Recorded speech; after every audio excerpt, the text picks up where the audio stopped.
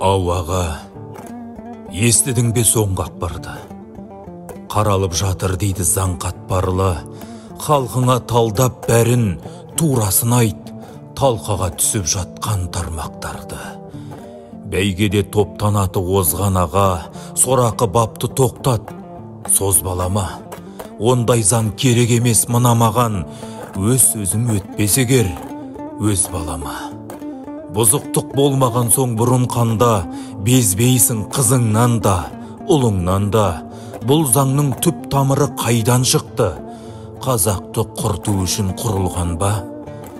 Депутат аға, мені қас көрмегін, басыма сыймай қойды бап сол менің. Жұмысың болмасын деп бала-шағаң жынысын ауыстырып жатса өлгенің. Жараңды сырттан келіп кім емдесін? Әр әке өз баласын жүгендесін. Мысалы балам сотқа әпердеп жүр, соткаға бола соттап жібермесін. Бар мұңның сорақысы сотқа дейін, ойланбай түсіп жүрме отқа кейін.